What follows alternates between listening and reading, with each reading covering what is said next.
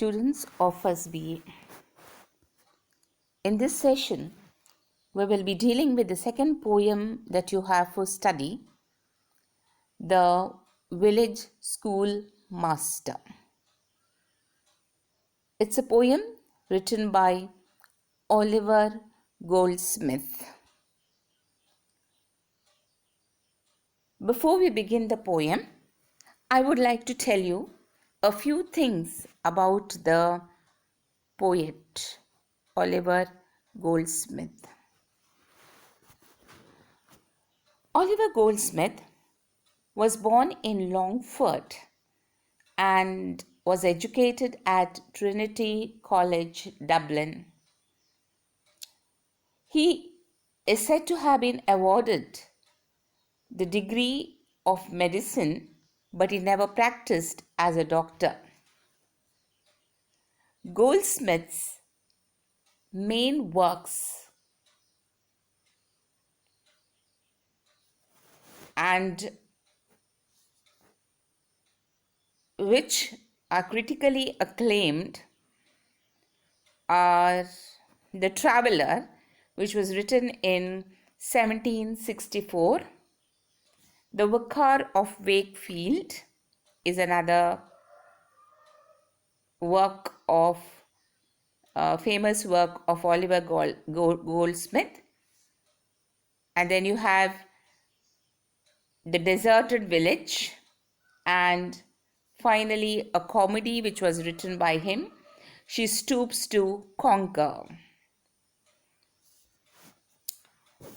Now, this poem that you have to study is from a longer poem, The Deserted Village, which was published in the year 1770.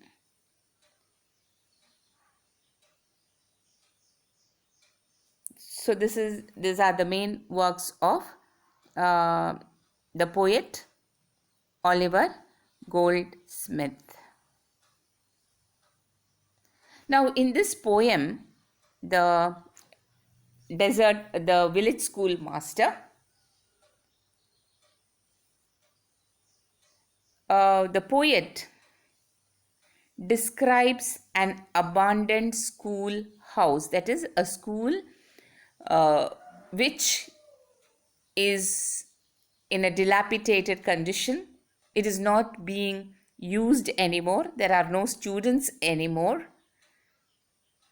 But in the past, it was a noisy school, but it was led by a very strict, stern school master who could control these students because of his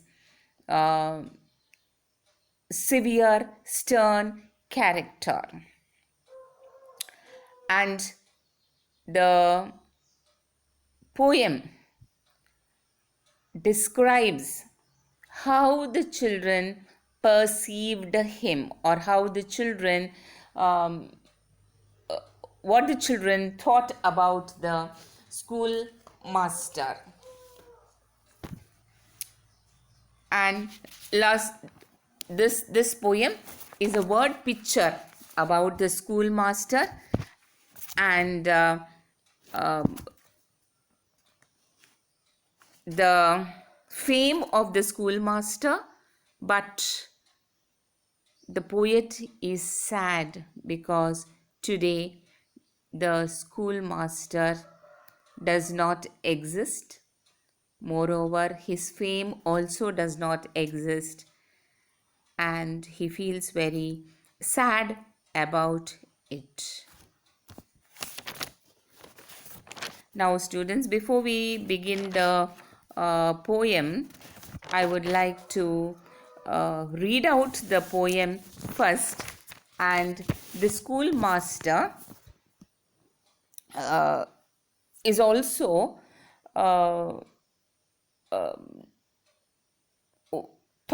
thought to be one of Goldsmith's village schoolmaster by name Thomas. So he is the basis of this poem. Okay.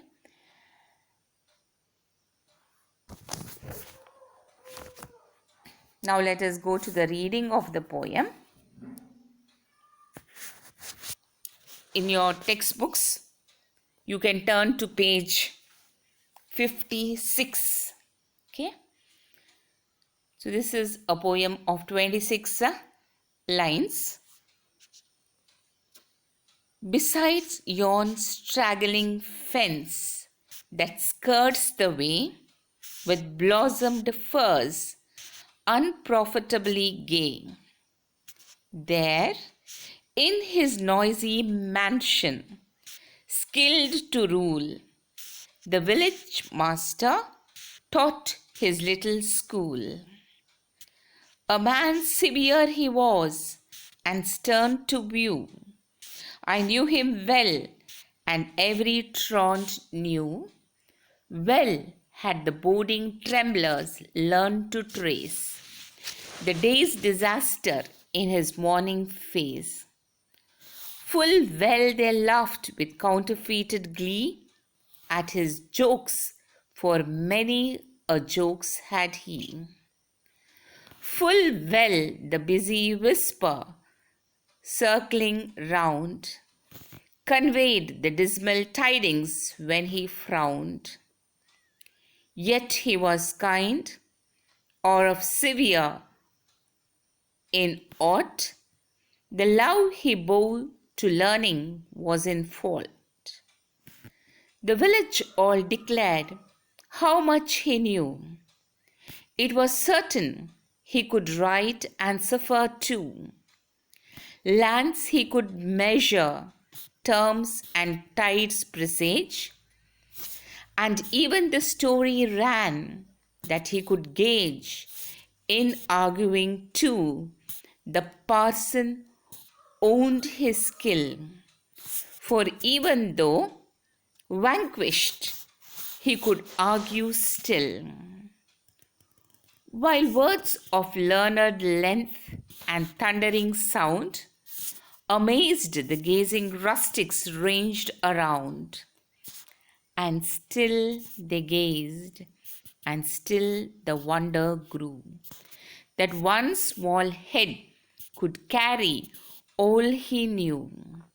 But past all his fame, the very spot where many a time he triumphed is forgot.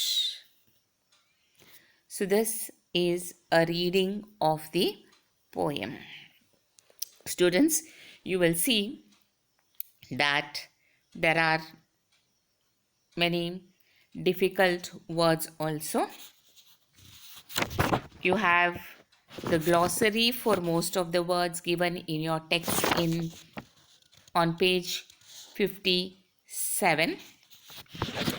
As I go along, I will give you the meaning of the poem too, the meaning of the difficult words, and when I am teaching, I would like you to concentrate on an essay question that could be asked from this poem. The question will be, give a character sketch of the village school master. So you have to concentrate on the character sketch of the village school master. That is what we are going to focus on throughout the poem.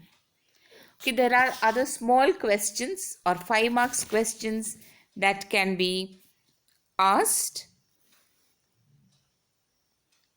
So the questions could be, how did the students view their schoolmaster? Short question. Okay, again we are seeing the when we are writing about the character of the schoolmaster, we are writing about him based on the views of the students. So you can just concentrate on how the students viewed the schoolmaster, 1 point. The second, how the villagers or why the villagers respected the schoolmaster. Okay. So why was the schoolmaster held in great esteem by the villagers? So we are looking at the character of the schoolmaster from 2 points of view, from how the students saw him and how the villagers saw him. Okay, and that is why, students, when you write the essay question, you're going to concentrate on both these points. But for 5 marks, they can ask you 2 different questions. That is one, the view of the schoolmaster from the children's point, from the children's side. Okay, view of the character of the schoolmaster. And secondly, what the villagers thought about the schoolmaster. These are the things that you have to concentrate on as I deal with the poem. So I will be giving you a line by line explanation about the poem. So as we go along, I will be dealing with the just 5 lines at a time. So you can take down notes also, students, and I have made a few points at the end of each at the end of 5 lines. Okay, so let us look at the first paragraph of the poem. Okay, before we begin the poem, this poem is not really a whole poem. As I told you, it is an extract, a part from Goldsmith's long poem, The Deserted Village. And that long poem runs into 430 lines, but you have only 26 lines for study. So in the opening line of the complete poem, Goldsmith names the village as Sweet Auburn, but the original on which it is modelled was, according to the poet's sister, a place called Lissoy in Westmeath, Ireland. Okay.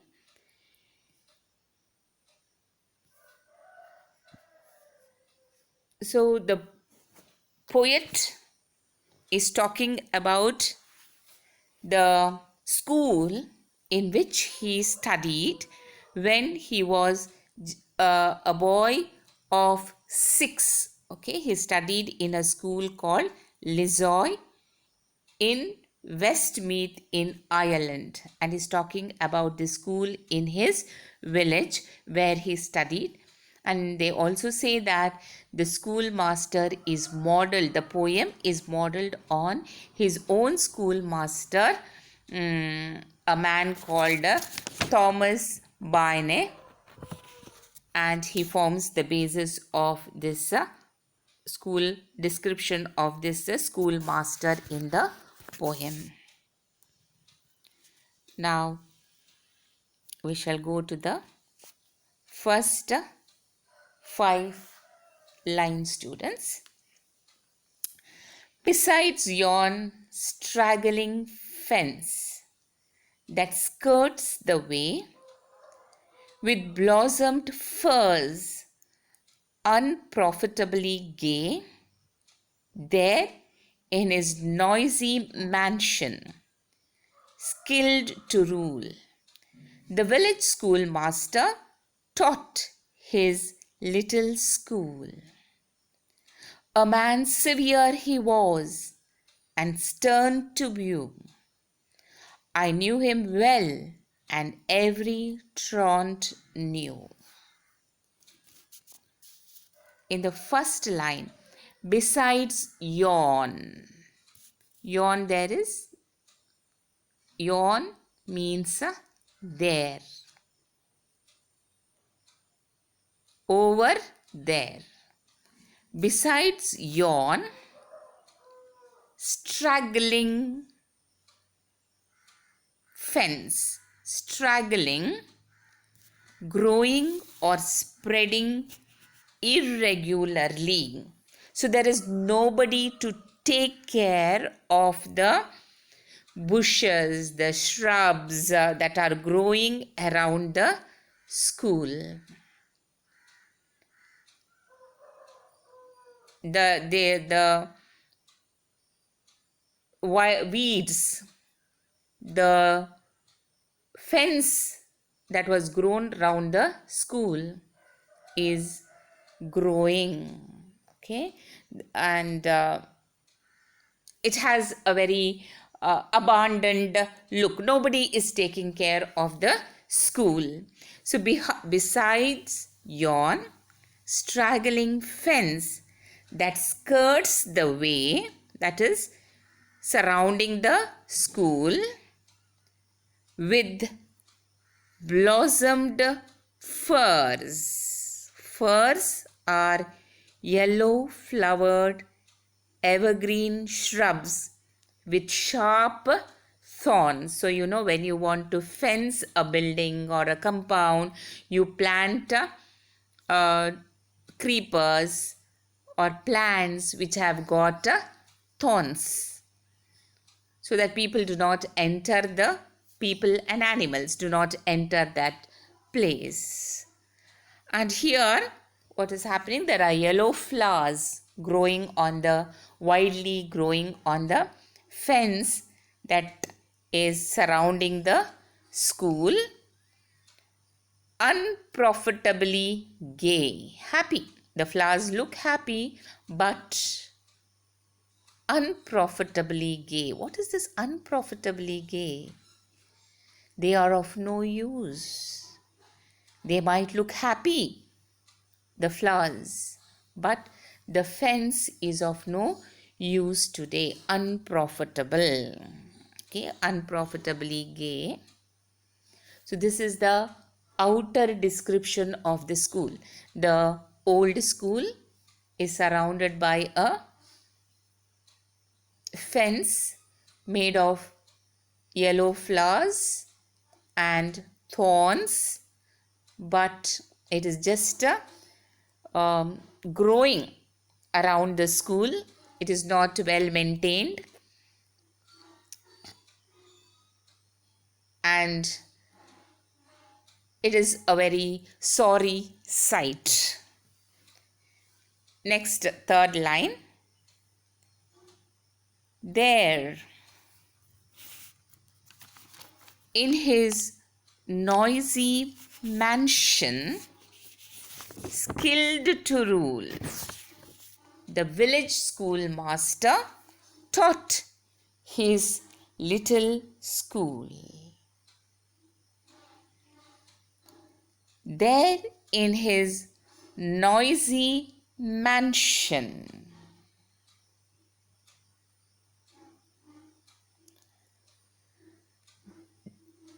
skilled to rule, the village master taught his little school. So here there are two opposite words. There, in his noisy mansion, and little school. A mansion is a large house. Okay, and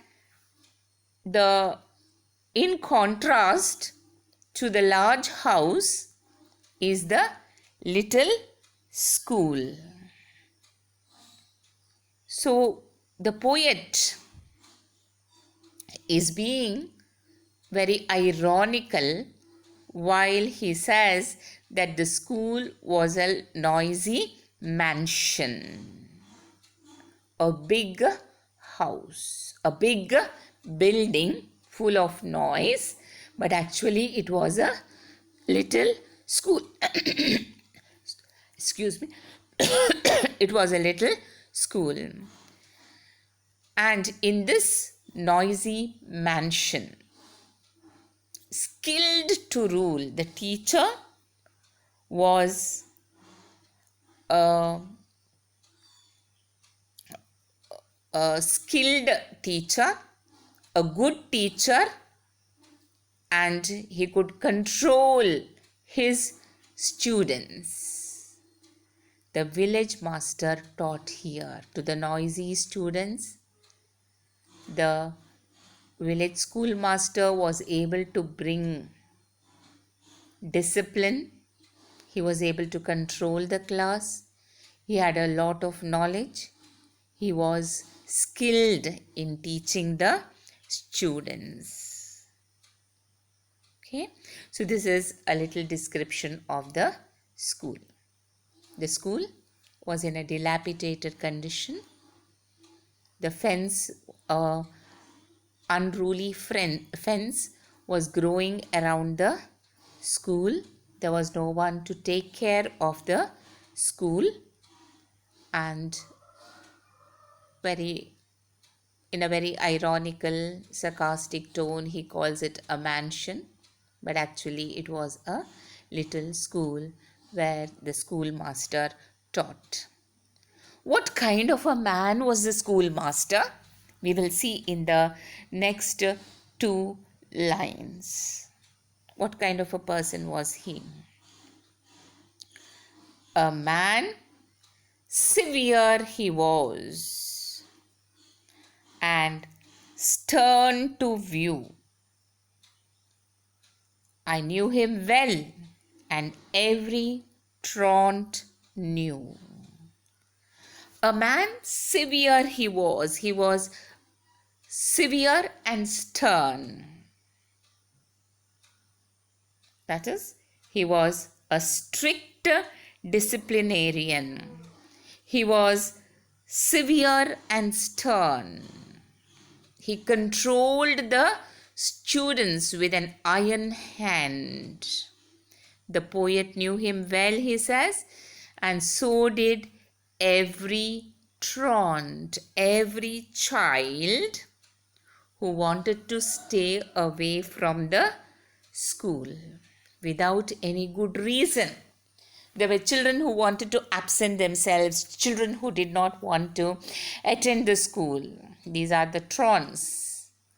And they knew the schoolmaster very well, because if they did not come to the school without giving a very good reason, they would definitely be caught by the school master. So this is the explanation of the first five lines. And as I've already told you, there are points here about what you see in this paragraph. In these first 5 lines, it opens with a description of the fence and the shrubs that are surrounding the school. It is a noisy school. There is irony, because I told you it is not a mansion, a noisy mansion, but a little school. And the word portrait of the schoolmaster begins here. It begins by telling us that in this little school, there was a schoolmaster who was very strict and stern, and every child was afraid of the schoolmaster, especially those children who did not attend the school every day without giving a very good reason for staying away from the school. Students, we will stop here for today. The rest of the lines will be taken up in the second video that is going to follow. Thank you, students.